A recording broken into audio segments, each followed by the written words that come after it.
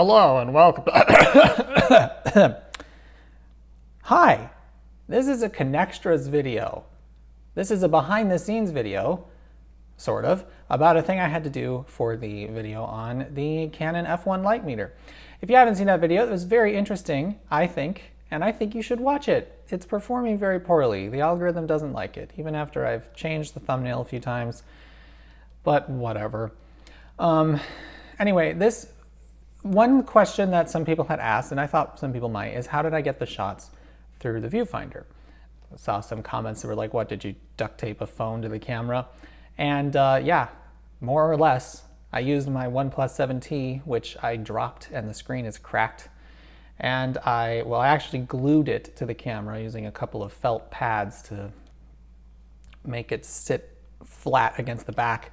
And that way I could hold it reasonably well and see through the camera, or see through the phone screen into the camera screen and actually operate it reasonably well. Which worked a treat, except I forgot something that was gonna happen, and I feel like a dumb for forgetting that that was gonna happen. And yeah, anyway, so basically this shot here is literally me bringing the phone up to the, I had to do a few takes because it was pretty shaky, but you know, the viewfinder image is focused at infinity. So, cause or the optics are such that to your eyes, you're looking out into the distance. So it's no problem for a phone camera to be able to look through the viewfinder. And when I was going out and getting the shots that I needed, I could not tell. Everything looked perfect. The viewfinder image was locked, steady in the center of the screen. It looked great, except this is what was actually happening in the video clip. Like, my word. I imported these pictures or these video files and I was like, let's watch them. Oh no.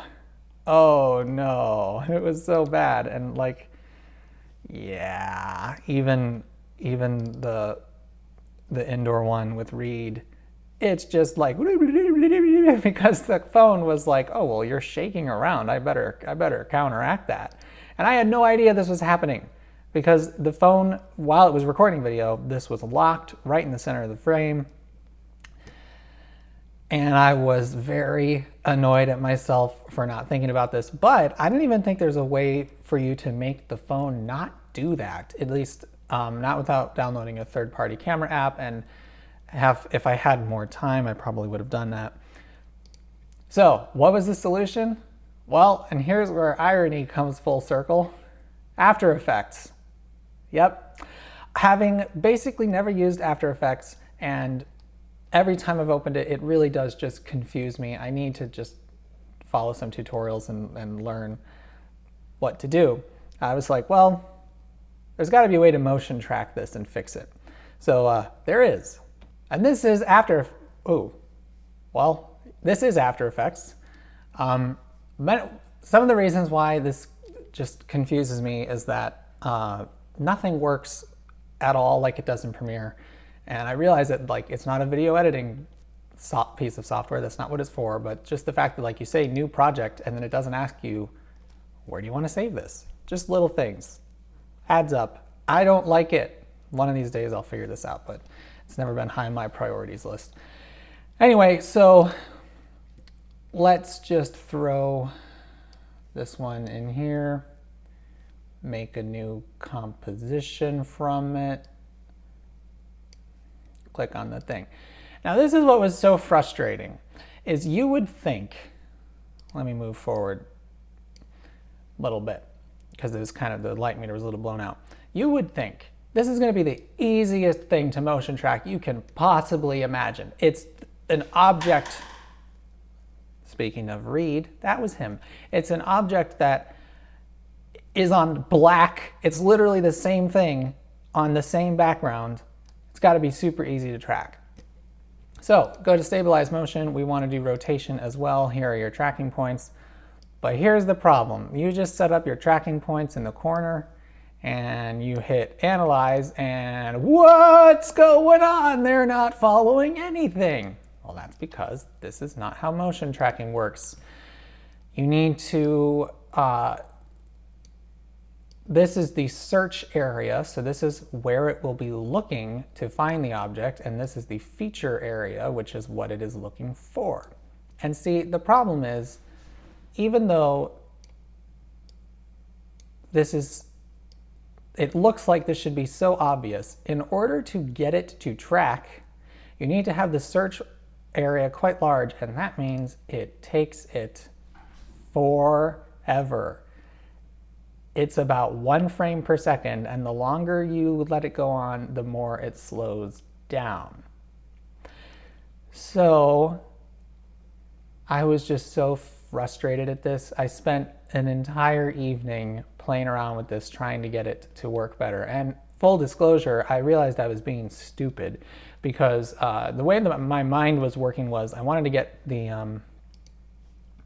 this done quickly, or I wanted to do this to all the original clips so that way I could go into Premiere and then edit them however I wanted. So I'm looking at this 7-minute video and calculating it's going at 1 frame per second, which means it's going to take 30 times longer than 7 minutes. But then it kept messing up. So this was just taking so long. So finally, my senses came about me and I realized I should just edit it how I want it and then export those individual clips to then motion track, which I ended up doing.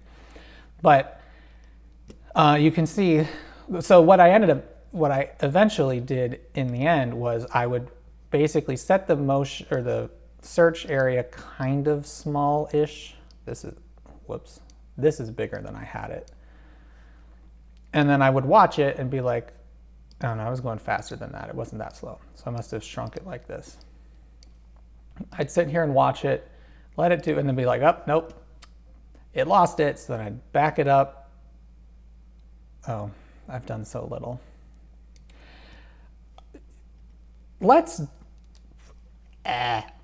This is Connextras. You don't get good polish. You know what, let's just reset this. So what I was doing was I would come over here, right? Make the search area maybe like that big.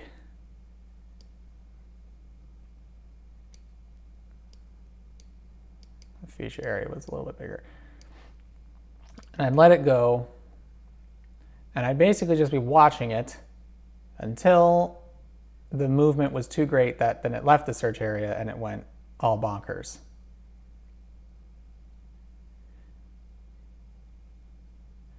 But I was so frustrated that, you know, when I was looking up these quick tutorials on like how to do motion tracking, they're like, hit forward and it will analyze for you, and then it's done. And I'm looking at this like, oh my goodness. And maybe some of this is because this is an MP4 file, you know, it's highly compressed for the phone. It's not whatever the raw files are that the professionals use. But it was basically watch this. I'm going to shrink that again because I just want to make my point. Watch it. And then eventually the movement would be too high and then the tracker would just completely lose the object. And you can see how it slowed down. This was...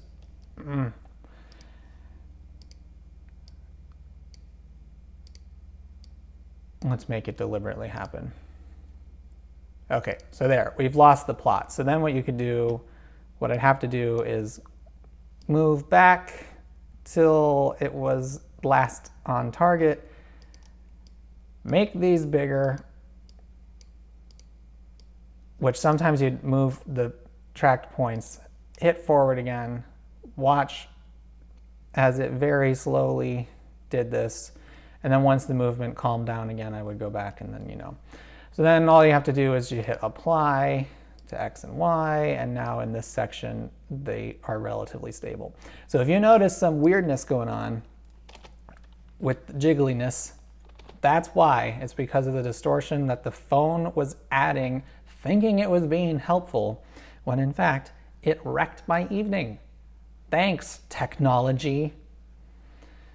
But more than anything, it made me use After Effects. And then also, just not knowing anything about how the program works, the files that it exported are enormous. It's like 120 gigabytes for the, I don't know, maybe a minute and a half. No, it was more like 2 minutes of stabilized footage.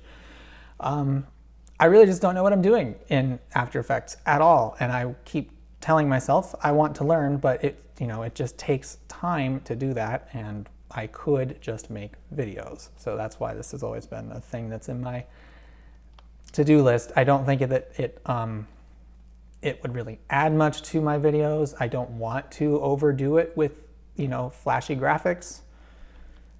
There are just some things that, so in the end, I just don't know if it's even worth bothering myself over not learning After Effects, but I have officially used it in one video in a very stupid way.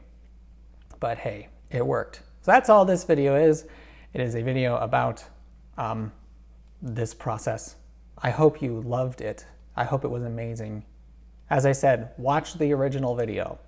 Please make the algorithm like it. I don't know why it doesn't like it.